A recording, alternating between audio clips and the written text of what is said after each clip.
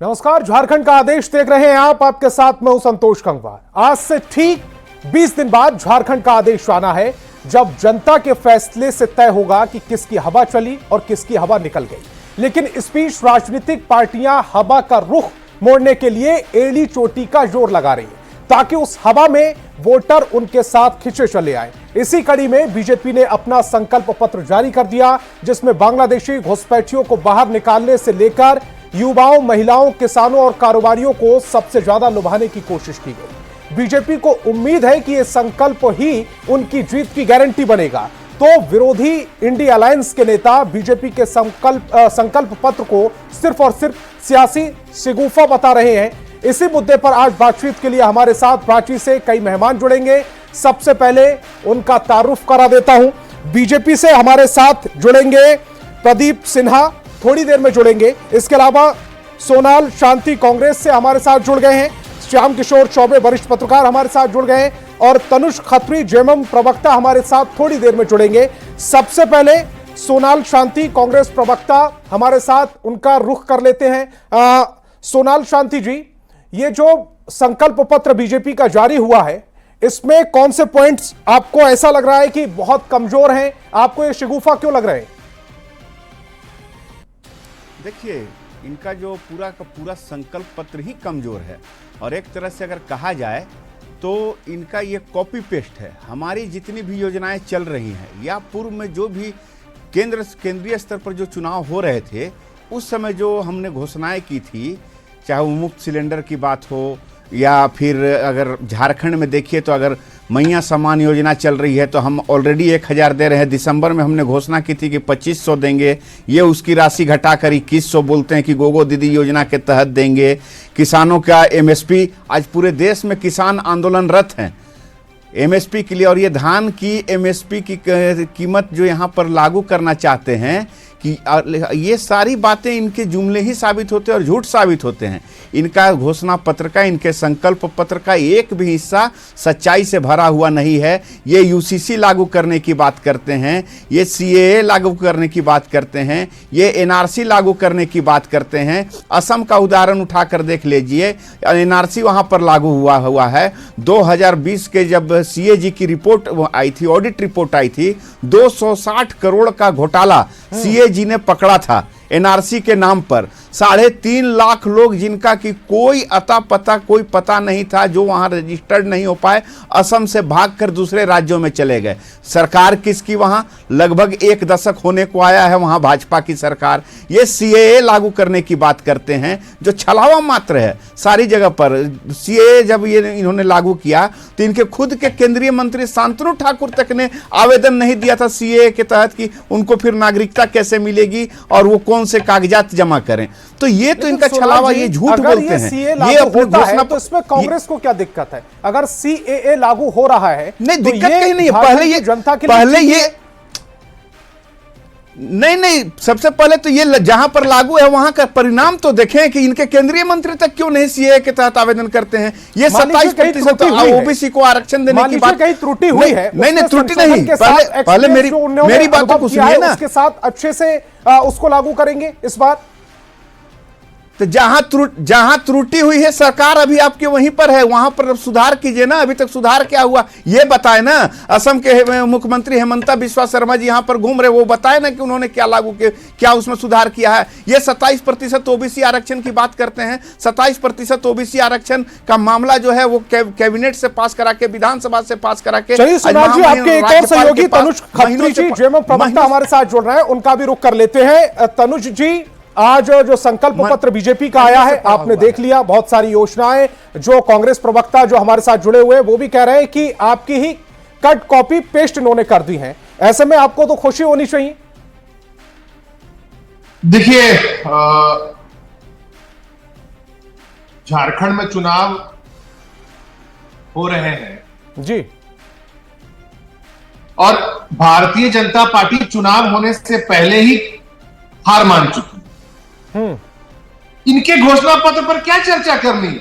जो घोषणा पत्र मैया सम्मान योजना की कॉपी करने की बात करता हो, जो घोषणा पत्र हिंदू, मुस्लिम और बांग्लादेश से ऊपर नहीं निकल पा रहा हो, हसीना को कौन खातिरदारी कर रहा है? तो ये फेलियर मैनिफेस्टो है, इस पर चर्चा ही नहीं होनी चाहिए। इस पर चर्चा हम इसलिए कर रहे हैं क्योंकि अगर आपको किसी किसी पॉइंट पर दिक्कत है, ऑब्जेक्शन है, आप उसको यहां पर इंगित कर सकते हैं। जनता तक वो मैसेज चला जाएगा कि ये पॉइंट्स जो बीजेपी ने अपने मैनिफेस्टो में डाले हैं ये ठीक नहीं है जनता के लिए। हम उस पिच पर फंसने नहीं बैठ जाएंगे ना किसी पॉइंट पर। अरे जिस भारतीय जनता पार्टी में जिसका कोई मुख्यमंत्री का चेहरा नहीं है, जिसके पास कोई नीति नहीं है, क्या सीबीआई जांच कराएंगे जेपीएससी की? झारखंड में जितनी जेपीएससी हुई भाजपा के कार्यकाल में, उनमें मैक्सिमम सीबीआई जांच अभी तक चल रही है, कोई रिपोर्ट नहीं आती है। तो इसलिए मैं कह रहा हूं कि ये मजाक पत्र है, ये हास्यास्पद है। और यूसीसी की बात करते हैं, अरे पूरे देश में यूसीसी का क्या स्टैंड है आपका? यहां पर अगर यूसीसी आएगा तो यहां पर सीएनटी एसपीटी एक्ट की बात होनी चाहिए, यहां पे स्थानीय नीति की बात होगी, जल जंगल जमीन की बात होगी, ना कि कोई आपके देश में जो आप एजेंडा चलाते हैं वो झारखंड में नहीं चलने जा रहा है। ठीक है तनुज जी, मैं श्याम किशोर चौबे जी का भी रुख कर लेता हूं, वो भी हमारे साथ जुड़े हुए वरिष्ठ पत्रकार हैं। श्याम जी, आपने मैनिफेस्टो पढ़ लिया बीजेपी का, संकल्प पत्र उन्होंने नाम दिया है, इनमें कौन कौन से ऐसे पॉइंट्स हैं जो पब्लिक के लिए बहुत अच्छे हैं और ऐसे कौन कौन से पॉइंट्स हैं जिनमें थोड़ा सा ऑब्जेक्शन हो सकता है? क्योंकि जेएमएम के प्रवक्ता को हमने सुन लिया, वो कह रहे हैं ये मजाक पत्र है। देखिए, कौन से पॉइंट्स अच्छे हैं। जो भी चुनावी घोषणा पत्र आता है किसी भी पार्टी का, अभी बीजेपी का आया है, मेरे ख्याल से फिर ये इंडिया ब्लॉक वाले लोग भी लाने वाले हैं, हो सकता है एक दो तीन दिन में लाएं। तो सब लोग तो वादे करते हैं हम ये देंगे, ये देंगे, ये देंगे। इसमें बड़ा सवाल यह है कि कहाँ से देंगे। पहला सवाल यह है, जैसे अभी जो वर्तमान में इंडिया ब्लॉक की सरकार चल रही है झारखंड में, ये 1000 रुपया महीना मैया सम्मान योजना में दे रही है। और अभी कुछ दिनों पहले ही इसी सरकार ने कैबिनेट डिसीजन लेके घोषित किया और उसके पोस्टर्स भी लगे हैं जगह जगह कि दिसंबर से हम 2500 रुपये महीने देंगे जी। और अब सवाल है कि इस बीच बीजेपी ने जो घोषणा पत्र अभी जारी किया आज, और उसमें कहा गया है कि हम 2100 रुपया महीना देंगे। तो मेरा सवाल ये है, फर्ज करिए कि बीजेपी की सरकार आ जाती है या एनडीए की सरकार आ जाती है, तो जो हेमंत सरकार का जो फैसला है कैबिनेट का कि हम 2500 रुपये महीना देंगे दिसंबर से, तो क्या उस कैबिनेट फैसले को बदल के ये 2100 लाएंगे या क्या करेंगे? जो फैसला हुआ है वो सरकार का है, चाहे जिस किसी सरकार का हो। तो ये कंफ्यूजन क्रिएट करता है। दूसरी बात, बाकी जो योजनाएं हैं, दिवाली और रक्षाबंधन पर एक सिलेंडर मुफ्त, 5 साल में 5 लाख रोजगार। तो अभी तक का जो मेरा एक्सपीरियंस है, ये 6ठी विधानसभा बनने जा रही है। अब तक 5 विधानसभाएं चल चुकी, 5वीं चल रही है। इन 24 वर्षों में बीजेपी के भी सरकार रही और महागठबंधन कहिए, यूपीए कहिए, इंडिया ब्लॉक कहिए, इनकी भी सरकारें रही। इन लोगों ने कितनी बहालियां की, और जो बहालियां की मतलब राइट फ्रॉम जेपीएससी 1 कब विवाद नहीं हुआ, और हुआ तो अभी जैसे तनुज खत्री ने लगभग ठीक ही कहा कि अभी जेपीएससी 2, 3 की सीबीआई जांच चल ही रही है, लोग काम भी कर रहे हैं, प्रमोशन भी पा रहे हैं। तो जांच हो, गड़बड़ी है तो जांच हो, और गड़बड़ी की आवाज़ उठती है। लेकिन जो कहा गया है ना कि समय रहते अगर न्याय नहीं मिला तो वो न्याय नहीं है। आज अगर 20 वर्षों से 22 वर्षों से आप सीबीआई जांच ही कर रही है, तो ये भी जांच बैठा के क्या करेंगे? तब तक तो लोग रिटायर कर जाएंगे ना। वाकई श्याम जी, और एक पॉइंट आपने जो उठाया है वो बहुत महत्वपूर्ण है, उसको मैं थोड़ा सा सरलीकरण उसका कर देता हूं। 2024-25 का जो राज्य का बजट है, झारखंड का जो बजट है, वो 1.28 करोड़ रुपए रहा है, और जो बीजेपी ने अपना मैनिफेस्टो जारी किया है उसमें फ्री स्कीम पर लगभग 20% यह सरकार खर्च करने का वादा कर रही है। ऐसे में सोनाल जी, एक जो पॉइंट इसमें है, जमीन हड़पने पर एक्शन होगा, अगर झारखंड के जो लगातार बात भी चल रही है और जो बांग्लादेशी घुसपैठी है उनको लेकर सरकार एक्टिव भी, जो विपक्ष है, जो बीजेपी है, वो अग्रेसिव भी नजर आती है और उसमें वो ये कह रहे हैं कि जमीन हड़पने वालों पर एक्शन होगा, उसको लेकर कानून बनाएंगे। इसमें क्या प्रॉब्लम है? भाई साहब, सबसे बड़ी बात तो यह बताइए कि लैंड बैंक जो रघुवर सरकार के कार्यकाल में बना, उस लैंड बैंक में जितनी भूमि आई उसका क्या असर हुआ ये आप लोग देख रहे हैं। लैंड बैंक को अभी हम लोग बात भी किया था, अभी कैबिनेट में डिसीजन संभवतः हो भी जाता, लेकिन लेट हो गया। 1.5 महीना पहले झारखंड में चुनाव करा लिया गया, शायद यह भी डिसीजन हो जाता कि लैंड बैंक को रद्द किया जाता है। लेकिन चलिए हम आगे आपको बताते हैं। संथाल परगना में एसपीटी एक्ट लागू है, वहां पर किसी भी प्रकार के जमीन की रजिस्ट्री नहीं हो सकती है। अगर कहीं कोई किसी का जमीन किसी ने हड़पा है और ये कहते हैं कि हम उसकी जांच कराएंगे, हम उसको रद्द करेंगे, तो सबसे पहला काम तो इन्होंने ये किया कि अपने औद्योगिक घराने के मित्रों को जमीन देने का काम किया है, जहां से कि झारखंड को कोई फायदा नहीं हुआ। अच्छी बात है, वन अधिकार पट्टा अधिनियम में जो कटौती केंद्र सरकार ने की है, तो क्या ये आदिवासियों के साथ अन्याय नहीं है? में भी उन्हें दी गई है जमीनें, राजस्थान में दी गई थी। किन्हें दी गई हैं? नहीं, मैं झारखंड की जिनकी आप बात कर रहे हैं, राजस्थान में दी गई थी।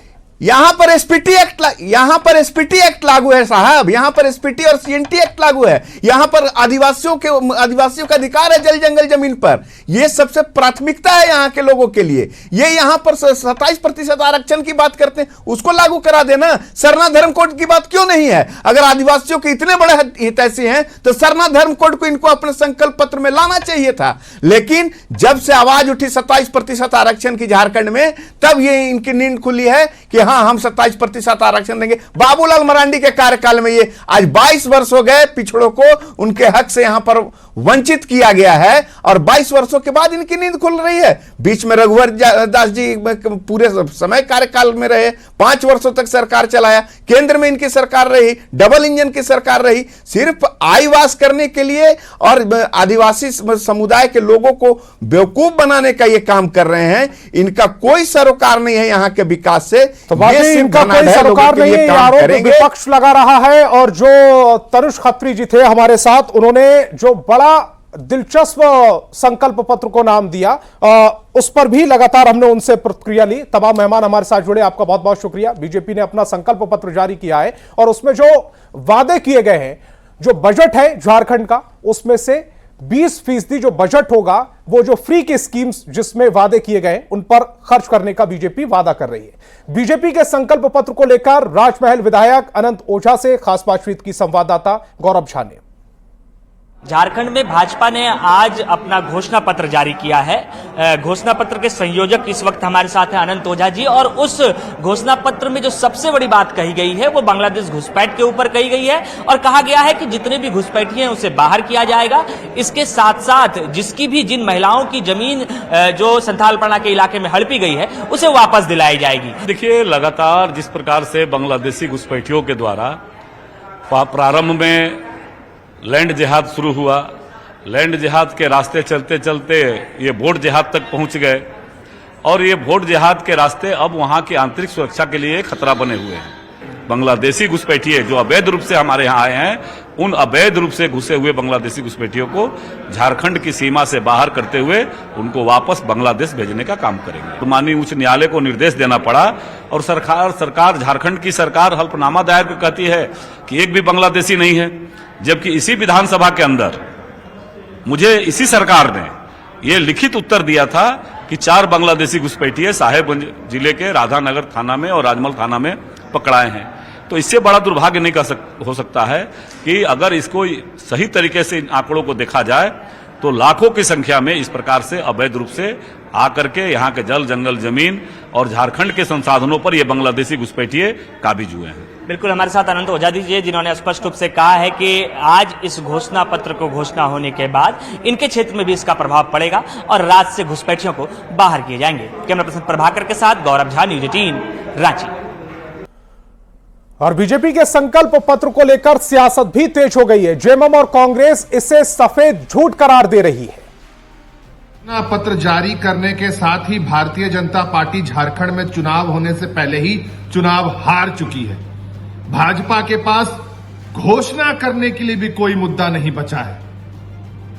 ये लगातार लोगों को बांटने की नीति लाने की बात कर रहे हैं, लोगों को डराने धमकाने की नीति लाने की बात कर रहे हैं। इसलिए ये यूसीसी की बात करते हैं और सिर्फ बांग्लादेशी घुसपैठियों पर निर्भर है इनका घोषणा पत्र।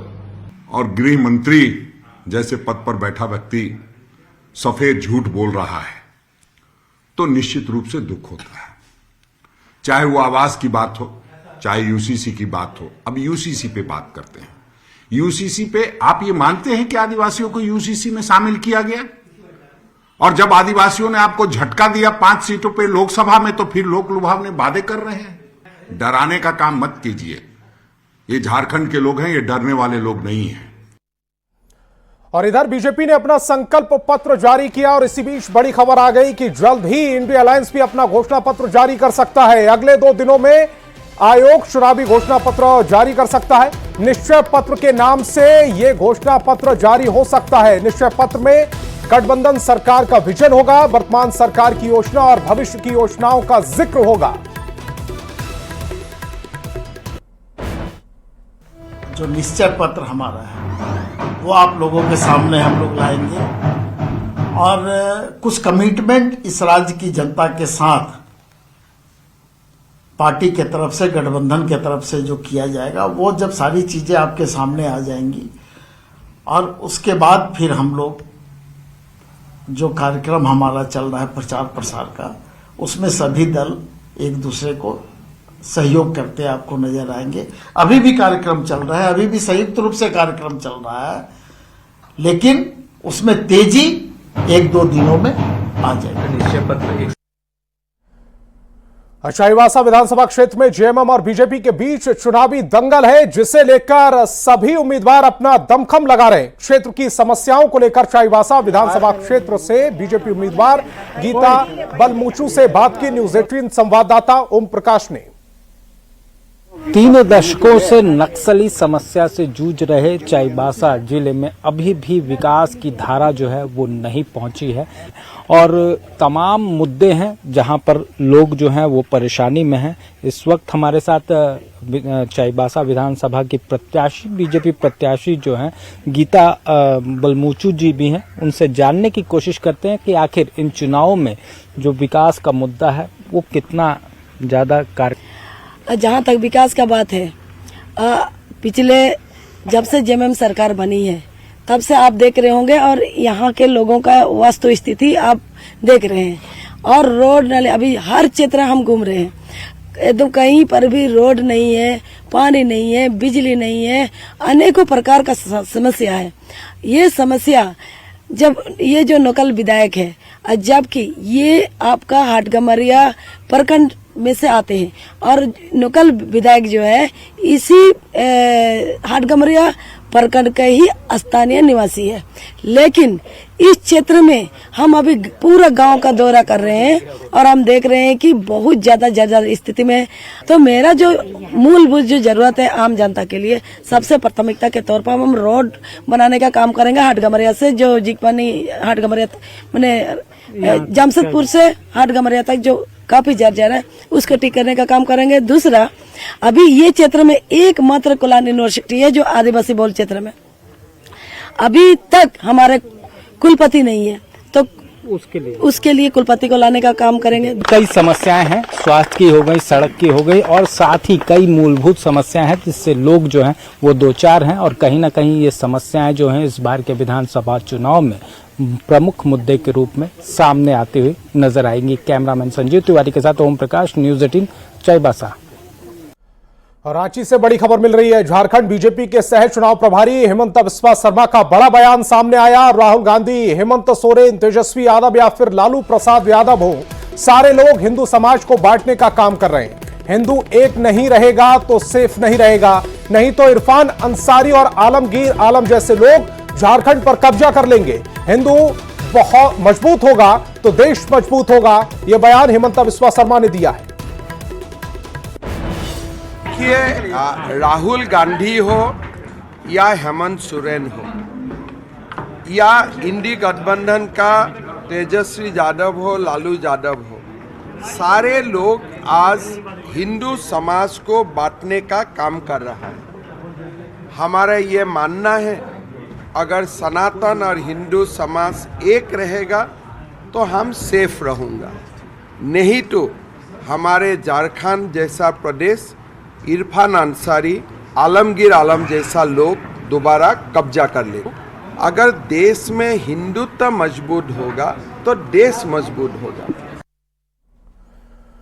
वहीं इस मामले पर जेएमएम ने पलटवार करते हुए कहा कि हेमंत बिस्वा शर्मा लगातार समाज को तोड़ने का काम कर रहे हैं।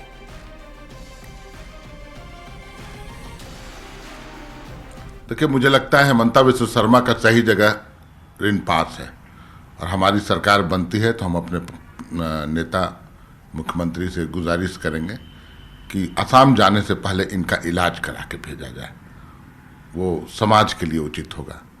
ऐसे सिरफिरे लोग अगर समाज में घूम के वैमनस्यता और भाईचारा को तोड़ने का प्रयास करेंगे, नफरत फैलाएंगे, तो लोकतंत्र के लिए ये उचित नहीं है। और अफसोस होता है कि चुनाव आयोग भी मौन है। और मुख्यमंत्री हेमंत सोरेन ने गढ़वा में मिथिलेश ठाकुर से चुनाव प्रचार किया। इस दौरान हेमंत सोरेन ने बीजेपी पर जमकर निशाना साधा। हेमंत सोरेन ने कहा कि बीजेपी के नेता झारखंड में यूसीसी और एनआरसी लागू करने की बात करते हैं, लेकिन यहां सिर्फ और सिर्फ सीएनटी, एसपीटी और पेशा कानून चलेगा। बांग्लादेशी घुसपैठ के मुद्दे पर भी सीएम ने पलटवार किया। कहते हैं कि एनआरसी लागू करेंगे, यूसीसी लागू करेंगे। मैंने कहा यहाँ पर एनआरसी होगा, यूसीसी होगा, यहाँ होगा तो सीएनटी होगा, एसपीटी होगा, पेशा कानून होगा। मैं ये जानना चाहता हूँ कि बांग्लादेश के साथ अंदर कोई घुस आप लोग का कोई समझौता है क्या? और आज बांग्लादेश के पूर्व प्रधानमंत्री को आपने यहाँ हेलीकॉप्टर उतारने कैसे दिया और किस आधार पर यहाँ पर आपने उसको शरण दे रखा है, हम मुझे बता दीजिए। तो झारखंड का आदेश में फिलहाल इतना ही। आप देखते रहिए न्यूज़ 18 बिहार झारखंड।